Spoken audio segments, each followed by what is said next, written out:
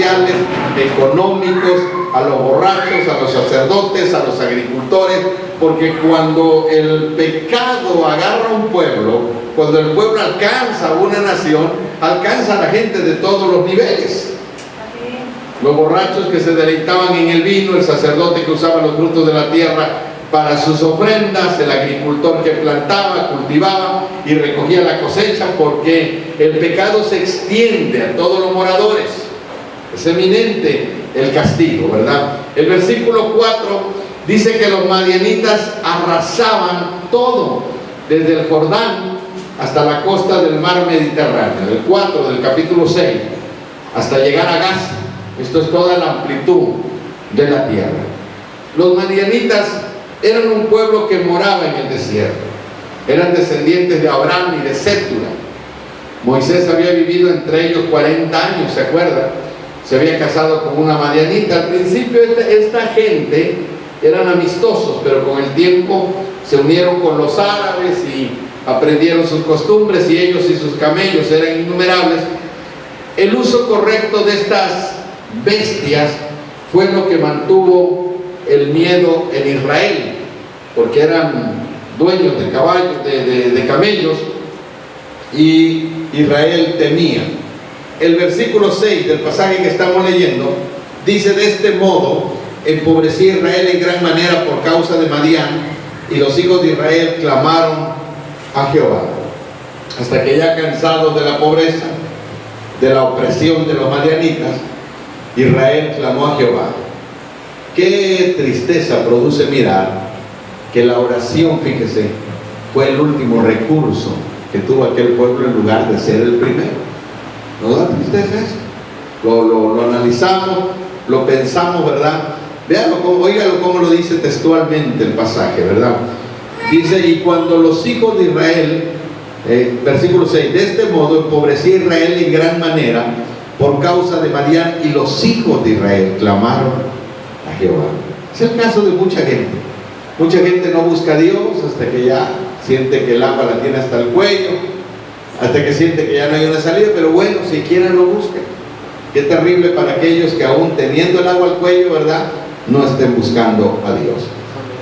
Ahora, siempre que alguien clama, Dios escucha. La Biblia dice: clama a mí, yo te responderé, te enseñaré cosas grandes y dificultosas que tú no conoces. Jeremías 33:3. Entonces nos damos cuenta que el clamor de una persona siempre es escuchado por Dios. Por eso es importante la oración. En la mañana, hace rato que nos fuimos después del servicio, platicaba con el hermano José Luis y me decía, fíjese hermano, dice, por ejemplo, Jesús se tomó a Pedro, a Juan, que eran hombres de oración, y se los llevó con él, pero no le aguantaron el ritmo, ellos se dormían, y Jesús oraba. Ellos no le aguantaron, porque eran hombres de oración, eran hombres de batalla, pero el maestro oraba mucho más tiempo que ellos.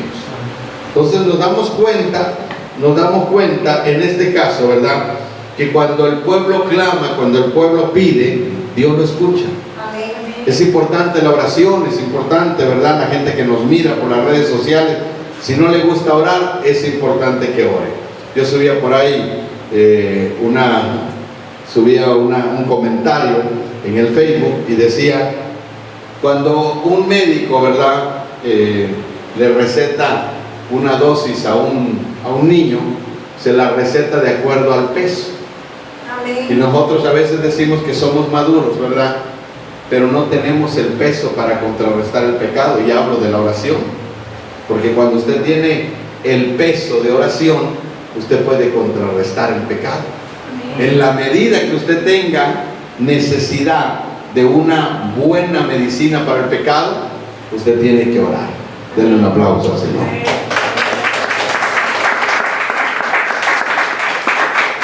El mensaje que este profeta, ¿verdad?, que este profeta le dio, vino de parte de Dios. Dios respondió a través de un profeta del cual no se da nombre.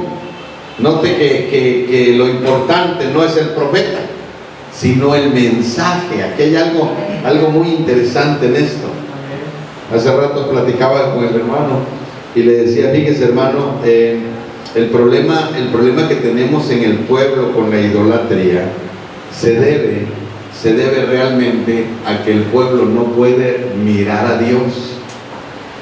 Y le comentaba, ¿verdad?, un testimonio que hace tiempo me ocurrió, y le decía, hermano, dije, cuando llegué a predicar allá por Villagrán, pueblo allá por Guanajuato, le dije, hace años yo era evangelista, llegué a predicar a un campo, le dije, donde la gente estaba jugando, puro muchacho jugando, y te invitan a una campaña, pero no hay gente cristiana, le dije.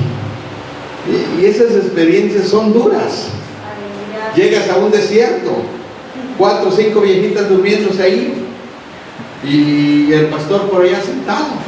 Le digo, y tú miras, ¿verdad? Y tú miras chamacos jugando fútbol allá, pateando el balón. Le dije, y yo pensaba, ¿qué voy a hacer, Señor? ¿Cómo le voy a predicar a esta gente? Ni caso me van a hacer. Pues ni caso van a hacer. Dije, Señor, ¿cómo le voy a predicar? Le dije, y es de esos momentos en que Dios no te habla, porque yo te sería mentiroso si te dijera, Dios me habló y me dijo, haz esto, hijo. No. Y me decía él, de hecho yo tengo cuidado de decir que Dios me habla. Dije, porque a veces no es así, hermano. Yo te lo puedo decir como predicador. Los predicadores, los que somos honestos, sabemos que no siempre te habla Dios y que no te habla para todo. Y entonces le dije, yo me quedé viendo, le dije, me quedé pensando, ¿qué voy a hacer, Señor? ¿Qué voy a hacer? Y es de esos momentos en que se te cruzan los cables y te avientas de esas locuras, ¿me entiendes? Le dije, de esas locuras que no sabes si Dios lo va a respaldar porque no te habló, ¿me entiendes? No te habló. Le dije, estaba una viejita ahí sentada y su pierna inflamada y no podía moverla, y yo me quedo viendo y digo, Señor, pues algo hay que hacer. Le dije, algo hay que hacer, yo estoy aquí para predicar tu palabra, pero pues los chavos están jugando fútbol, no se me van a oír. Y de repente le dije, me aviento una de esas locuras, tú sabes cómo es uno de loco, le dije, y de repente le digo, hey chavos, volteen, voy a hacer un milagro ahorita, vengan. Y el chavo dejaron de jugar, oye, va a ser un milagro, dice el pastor, vengan, para que lo vean, vengan, y vengan. Y yo estaba en ese momento pensando, Dios no me dijo que lo va a hacer, ¿verdad? Dios me puede dejar avergonzado aquí, pero Señor, yo necesito que tú hagas algo, le decía, necesito que hagas algo, porque esta gente necesita ver para poder creer. Entonces yo dije, Señor, en tu nombre voy a orar por esta mujer. Y le dije, ¿sabes? Le dije, y los chavos se acercaron, algunos que otros decían, está loco, no le hagan caso. Dije, no estoy loco, chavo, ven para que veas lo que Dios va a hacer ahora. Amén. Ya entonces se lanza ahí el reto, como en ese momento le digo, sientes que estás como en el espíritu de Elías, ¿verdad? Que se mete con los 400 profetas. Digo, no, chamaco, ven para que veas.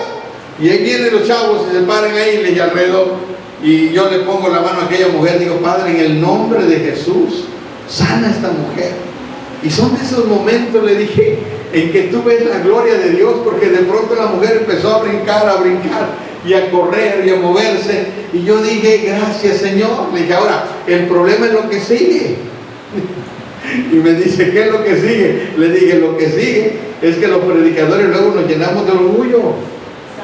Y entonces empezamos a pensar, no, si Dios me respalda, no me dejó morir solo, ¿me entiendes? Y al rato te anda avergonzando el Señor. Al rato ya te suelta y dice, a ver, hazlo tú solo si de verdad te sientes muy. Le dije, porque esos son los riesgos. Cuando hay inmadurez, le dije, en un siervo, de repente se le mete el ego al hombre. Y entonces piensa, ¿verdad? Piensa que es con su fuerza, piensa que le entran 1000 pensamientos. No, es que yo soy santo, por eso me respondió Dios. No. Es que yo buscaba más de Dios que los demás, por eso me respondió. No. Te respondió porque Él es bueno. Amén. Porque Él es misericordioso.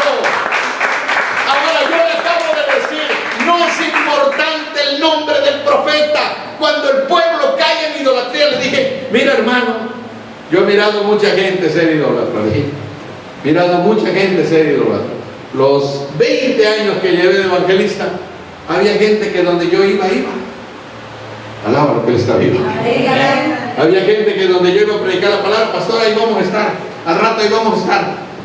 ¿A dónde va a estar ahora? Algunos hasta por teléfono. Oye, ¿y dónde va a estar? ¿En qué para? Ahora voy a estar en tal iglesia, en tal lugar. Y iban, queremos ver los milagros. Amén. Alaba lo que Él está vivo. Porque al pueblo apenas ve un milagro y se le mete la idolatría.